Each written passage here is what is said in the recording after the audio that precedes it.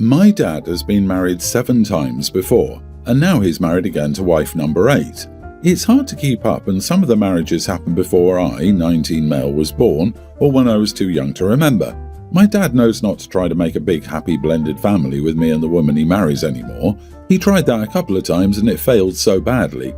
He knows I'm his kid, he can still be in my life, but he doesn't expect me to treat the new people he cycles through like they're important to me.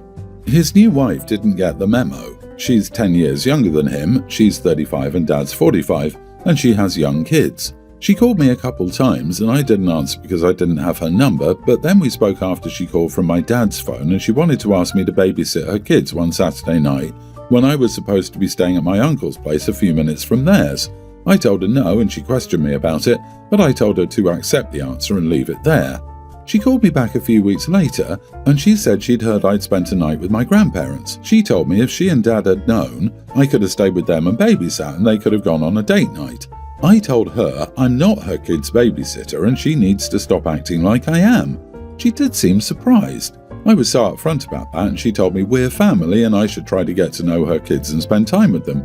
So I repeated that I was not her kid's babysitter and I ended the call. She kept trying to call me again, but I told Dad she'd used his phone twice already and I wouldn't be answering as long as it could be her on the other side. She sent me texts from her phone saying I'm a grown man who should know better. Am I the idiot? Edit, she knows he's had other wives before, it was mentioned at the wedding. LMAO, her audacity to boldly tell you, I wish I'd known you were close by so I could have used you for free labour. She's not even trying very hard to pretend it's about being family. She blatantly wants to use you. Instead of, come to dinner so we can get to know each other, it's, hey, I need a favour from a grown man that I barely know, come babysit my random to you children. I wonder how much success she's had in her life trying to catch flies with vinegar. Take heart. With your dad's track record, you probably won't have to endure her for long. Not the idiot. Her statement that you're a grown man who should know better rubs me the wrong way. She's a grown woman who's trying to force her children on someone who wants nothing to do with them. She should know better. She should know better? She's a 35-year-old adult trying to play happy families with a loser with 7 ex-wives. She's a grown woman who knows nothing. However, how in the world does someone have 7 exes and be on his 8th wife by 45? I'm 41, I can't fathom that. Your dad must really like wedding cake. My former mother-in-law was freshly divorced from husband number 7 when I met her around 50 or so, and within 2 years she had husband number 8 on board. I think they're divorced now. If that's not crazy enough, she would change her last name every single time, like she enjoyed going through the process of changing her social security number, banking, credit cards, etc. Some would call them hopeless romantics. I just think it's hopeless. Hope he blocked this idiot and hope wife number 9 or 10 is more sane. I, 46 female, have a son, Frank, teen male, with my late husband Phil, who passed away from cancer 5 years ago. Naturally, we were all devastated. About a year after Phil died, I decided I needed a fresh start and moved back to the city where I grew up, a 6+ hour drive from where we'd been living, to be closer to my family. Not long after, I met my current husband, Roderick, and we have 2 children together. Roderick and I come from large families, while Phil's family consists of his parents, brother Steve, sister-in-law Kathy, and nephew Douglas, who's around Frank's age. I had a good relationship with Phil's family, and we supported each other after he died. We remained in regular contact when I first moved away. However, after I remarried and had my 2 younger children, we slowly lost contact. During holidays, Roderick and I attend various family gatherings, and Frank accompanies us. He says he enjoys spending time with his grandparents and other relatives on my side, but says he feels very bored when we visit Roderick's family. Frank remains in regular contact with his paternal grandparents, as well as his aunt, uncle and cousin Doug. They often video chat. His grandparents send him gifts for his birthday and Christmas, and he and Doug send each other gifts too. I send them cards and occasionally talk on the phone with Phil's parents, though it's been happening less often. No particular reason, we've just been slowly drifting away as I'm now remarried. Frank has asked me many times if I can pay to fly him out to where his father's family lives. I've told him I don't feel comfortable with him travelling by himself while he's a minor. Steve and Kathy feel similar about having Doug travel by himself and are unable to travel due to their work schedules. Phil's parents aren't comfortable flying due to their age. Frank has been nagging me to take him to see his father's family for Thanksgiving this year, rather than going with me to visit Roderick's family, saying that in addition to his family, he misses his grandmother's stuffing. I told him I couldn't take him as I was very worn out after all these family gatherings. I was not up for driving to where Phil's family lives, but I had the stuffing recipe. If he really wants to, he can make it himself. It's fairly easy and he enjoys cooking. He continued to nag and finally I snapped and told him that he has a new father and a new much larger family and that he needs to try and bond with them. He said that he's trying to do that but he misses his father's family. He complained to his grandparents and now they're angry at me, saying that I'm selfish and that I need to let him see them. I told him I couldn't, but they were welcome to come over here if they wanted to see him. We had a huge argument and now I'm not on speaking terms with any of them, though Frank remains in regular contact. He's been giving me the cold shoulder ever since. Am I really in the wrong? I cannot fathom how you could see yourself as anything other than the idiot. He doesn't have a new father and a new family, you heartless excuse of a woman. He has his mother, his mother's new husband, his stepfather, and his new half-siblings. He also has a dead father and his father's family, who you took him away from. This is your child and the move was your idea, so yes, in order to do what is best for him, it is absolutely your job to make it so that he gets to see them. Jesus, can you tell a kid any louder that he doesn't matter? You got over your dead husband and moved on with no worries, good for you. Your child, however, misses his father and the rest of his family. What you said was thoughtless, heartless, and outright cruel. Your son didn't deserve that. Try to put your son first instead of going, no, my new perfect family is more important, and I'm just so tired after everything. Whine, whine, whine.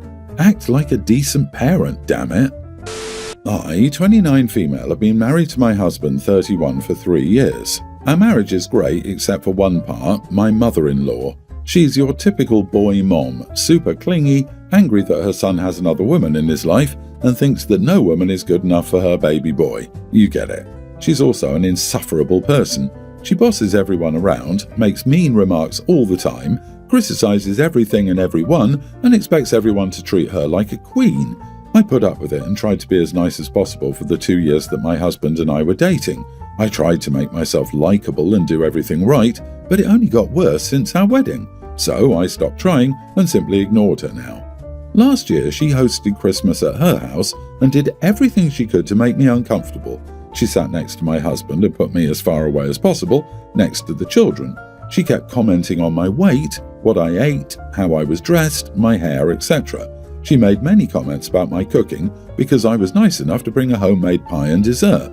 She criticized my job because apparently it's a man's job and I have nothing to do in that field, I'm a lawyer, and also said that there was no way I was making as much as I say I am, so I was lying to my husband and trying to trick him. I kept my mouth shut through it all until at one point she mentioned that the best present she wanted was a grandchild, and since I wasn't able to have children, I was broken and my husband should look for a real wife. That's when I snapped. I told her to shut her mouth for once and walked out, my husband following me. Since then, I haven't talked to her. My husband and I recently started planning our Christmas dinner since we will be hosting it this year, and we were talking about who to invite. I told him that I didn't want his mom there, considering what she did last year. My husband disagreed and told me that even though she was disrespectful to me, she was still his mom and he wanted her there.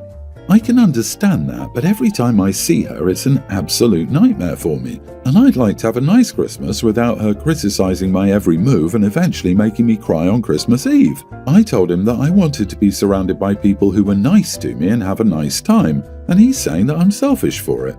I've tried to bring the topic up again so that we can talk about it, but he shuts me down every single time. I feel like I also have to add that she refused to invite my mom to her dinner last year, despite me asking, because she thinks I don't come from a good family and refuses to acknowledge my family when they've done nothing but be nice to her. Am I wrong for not wanting her around?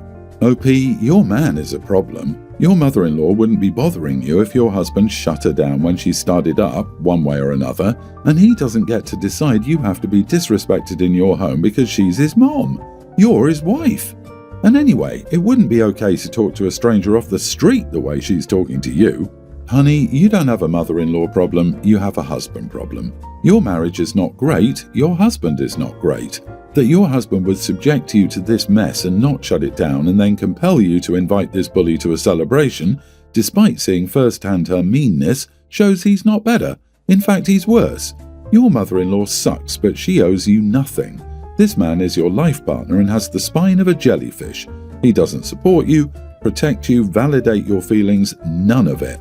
He only cares about keeping the peace and thinks you should get over it. Just saying it again, your mother-in-law is not your problem. Your husband is.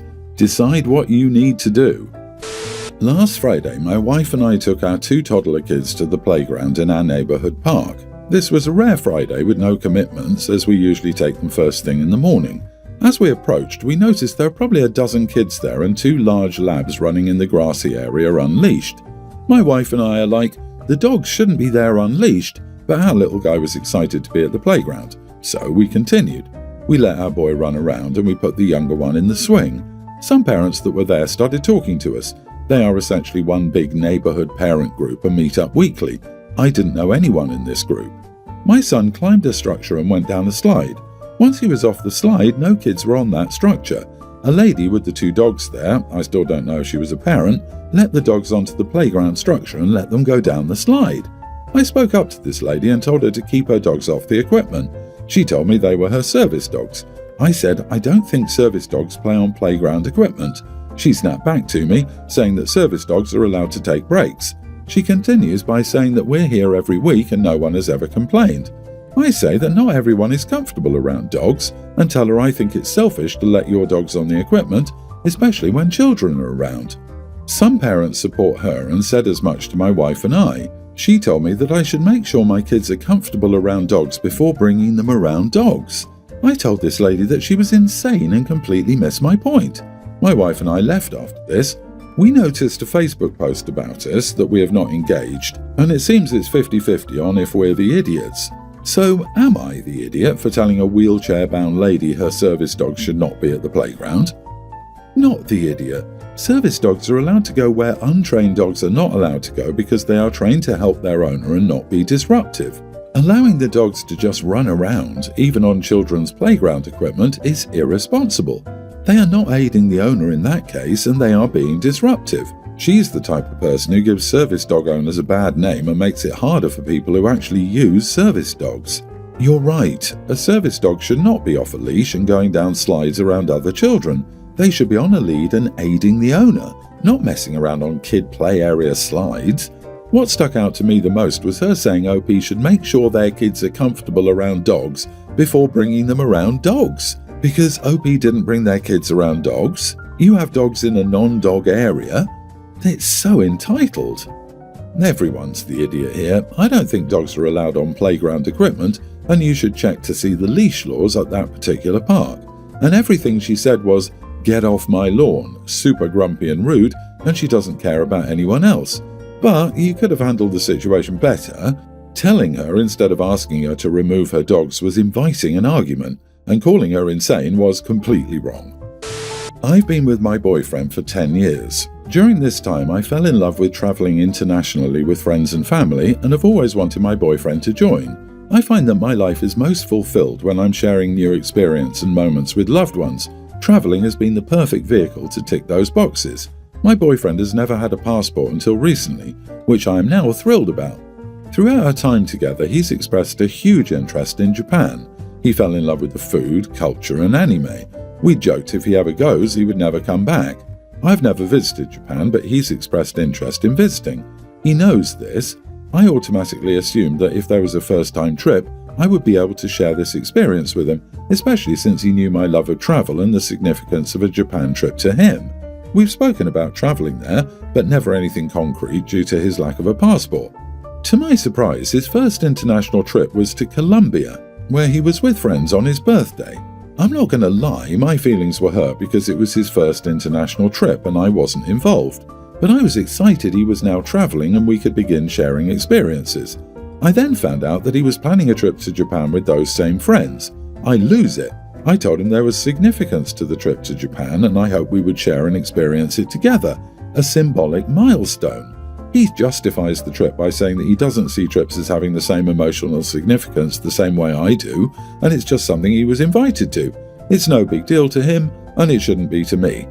I'm hurt by this, and it's something that I'm still sad about when I'm here in planning and get excited about it. I felt that my feelings were minimized and dismissed, and ultimately what I was asking for was incredibly unreasonable. My family is planning an important trip to China at the end of the year. It's an important trip to me. It'll probably be the last trip with my siblings and parents before my father passes. This was going to be the first time my partner would have spent any significant time with my family.